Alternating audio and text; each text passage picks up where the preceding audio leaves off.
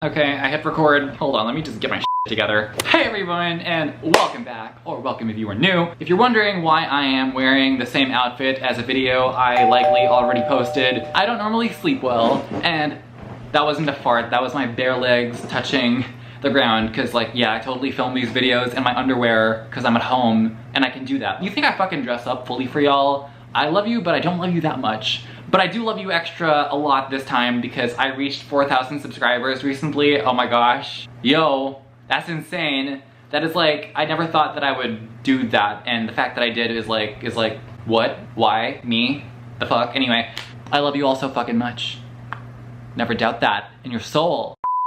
Anyway, so I slept a full 8 hours last night, which is a rare occurrence for me, and I was like, you know what, I've got all this energy, you might as well just like put it to good use. Film 2 videos in a row, so that's what I'm doing. I just filmed my best books of the year so far, and now I'm gonna film my worst books of the year so far because, yo, I have read like 66 books so far, and not all of them were good. You know, as a matter of fact, some of them were the cow's ass, you know? And today I'm gonna be telling you about the ones that were not good, in my opinion.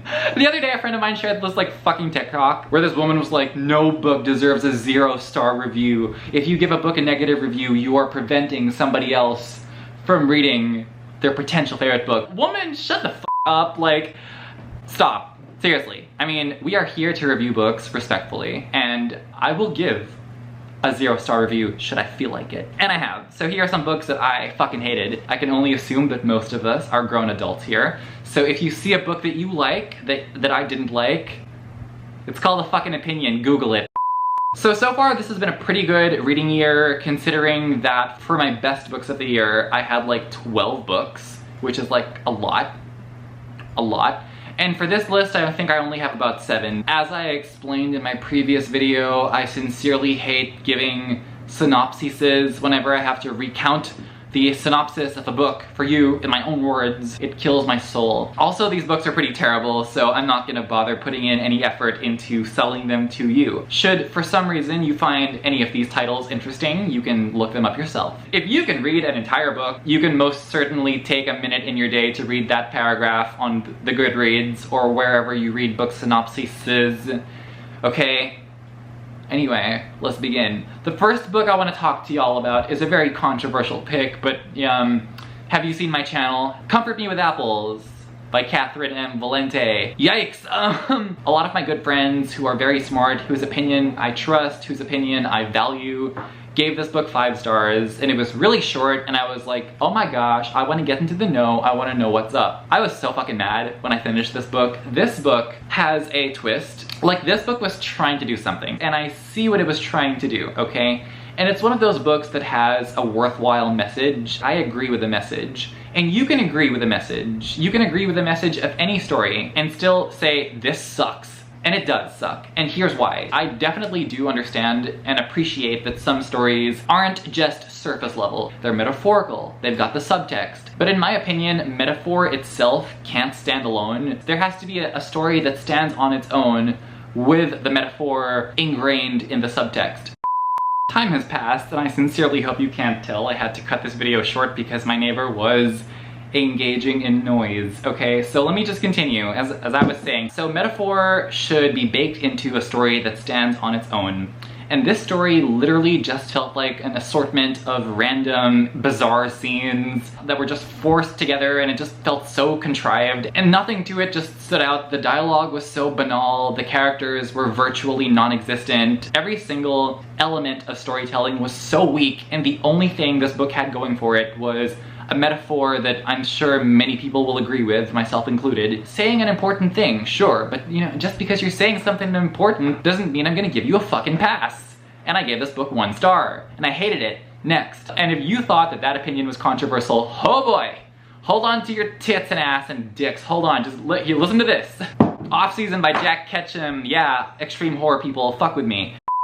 So this is a book that I'm probably not allowed to dislike because it's one of the most quintessential contributors to the extreme horror genre, And guess what? This book is fucking boring. It's about cannibals. And the whole time I was fighting the urge to fall asleep. And here's the thing. For the first 2 acts, I was extremely bored. However, by the time the 3rd act hit and we finally got the human barbecue, the cannibal action, the fights, all the gore, the first 2 acts were sorely lacking. The book slapped, which is why I gave it 2 stars as opposed to 1. When it was working and doing what it needed to do, it was great. But so much of it was just so boring. The characters, I didn't care about them. The writing, okay. The pacing was horrible. It was terrible. It was so slow. And even when we got to the gore, like, yes, some of it was pretty gnarly, but for the most part, I was like, as someone who has read a lot of extreme horror, I wasn't that like grossed out by much. I was like, okay, I mean, all right, that's happening to her, they're doing that. I was surprised a couple times, but for the most part, my overall feeling at the end of this book was just like, meh, sorry, sucks to suck.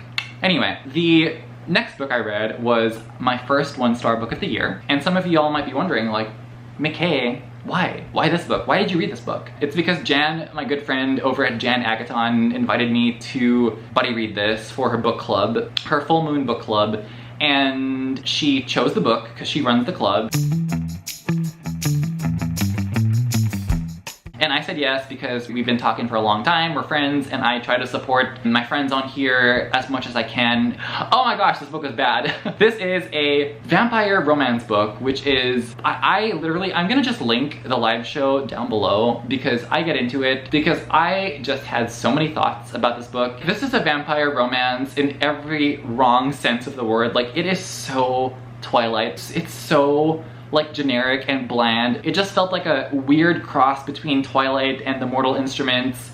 The smut was so repetitive. Like, there are multiple sex scenes, and I felt like I read the same scene 5 times in a row because of how each one just felt like a copy-paste of the last one with a few things changed. But like, every single thing that happened was so cold and mechanical and vanilla and bland and just not interesting to me. And the story that surrounded the smut was just so bad. The conflict literally hinges on whether or not the 2 main people are gonna end up together. That is so boring. That is boring to me. There was like no villain until the last 5%. Like, the whole time I was like, are we just gonna watch these 2 people fuck? I mean, this is just not my thing, and I'm sorry. I tried to like it. I tried to be into it for as much as possible, but by the end I was like, I'm not happy here. Sorry. Dowry of Blood was amazing though. Anyway, next. Another one that's gonna piss a lot of people off. Oh my gosh. A lot of horror, extreme horror fans seem to think this book is like one of the most disturbing, vile things ever written. Y'all, Dead Inside by Chandler Morrison. Again, a book that I went into expecting to fuck me up, and I was so bored. I was so bored. If anybody would like a more in-depth and detailed account of what I thought of the book as I was reading it, I invite you to watch this vlog. I did a full live reaction to this book. I have like pretty much the same opinion of Dead Inside as I do of Off Season. When it works, like when it does get into the extreme horror stuff, it's like really entertaining. And some lines were really funny. And some antisocial, cynical sentiments that the main character expressed in the book was interesting and fun to read about. By the end, I was just like, why was this written?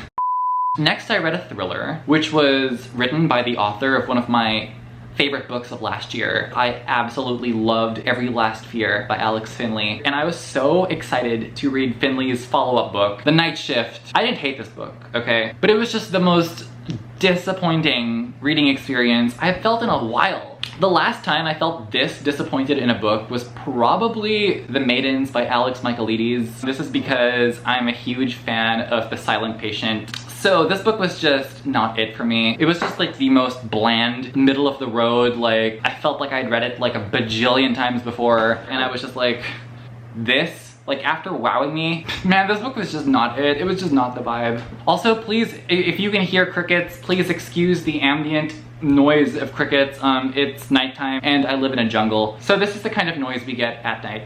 I'm gonna go through these last 2 pretty quickly. Neon Gods by Katie Roberts. This is a book that I buddy read with my friend Haley. I read this because I had heard from many people that this was like extremely smutty and it was like super boundary pushing and taboo and like, ooh, people were gasping. clutching their pearls. Yeah, it was like that for about the first 30%, and then the rest of it was just a very bland, boring display of domestic bliss. And it's set in modern times. It's just so basic to the point where I was under the impression that I could take a train from Mount Olympus to LA, and it was just not it for me. This is a smut book, a Hades and Persephone retelling that takes place in the ancient Greeks' version of hell. Why was it so tame? Why was it so lackluster, and why didn't it go the extra mile in terms of sexual transgressiveness? So many missed opportunities.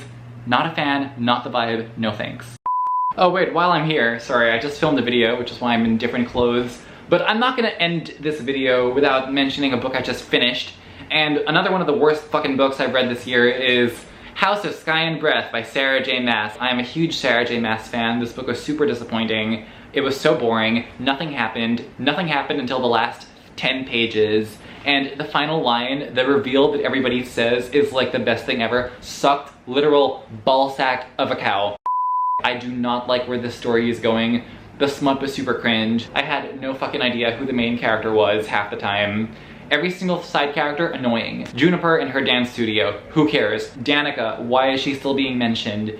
The action, barely anything happens. So much dead air. So many things were hyped up that had literally no narrative impact at the end whatsoever. Super anticlimactic. One of Sarah J. Maas's worst final acts ever. This is one of the most boring books I have ever read in my entire life. Half this book could have been cut out and it would have been able to tell the same exact story. Hated all the characters, hated the storyline, don't like where the story is going. Terrible, horrible, awful, 1 star. Okay, so the worst book I have read so far this year, and please, like with my other video, put the black heart emoji and comment what you think is my least favorite book of the year. If any of you get this wrong, I swear, you have not been paying attention. That's fine, no judgment, I'm here to tell you now. The worst book I have read so far in 2022 is 9 Lives by Peter Swanson. Okay, I thought I'd never have to talk about this book on this channel anymore, but there are certain things that call for certain things to be done. And discussing the worst books of the year so far is one of them. 9 Lives, Peter Swanson, what the fuck? I'm not even gonna discuss the fact that Peter Swanson wrote one of my favorite thrillers ever, The Kind Worth Killing, and that I defended him and his book, Every Value Break, last year when a lot of people were shitting on it. I like that book, truly.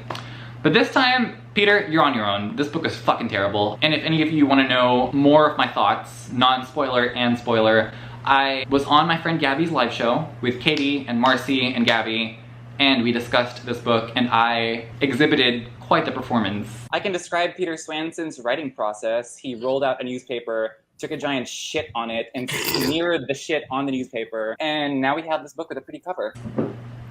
If you know, you know. Link to that down below. But yeah, thank you so much for watching. I hope to see you in future videos. Like and comment and subscribe if you have not already. But yeah, hope to see you soon. And as always, take care. I lose myself in this city now.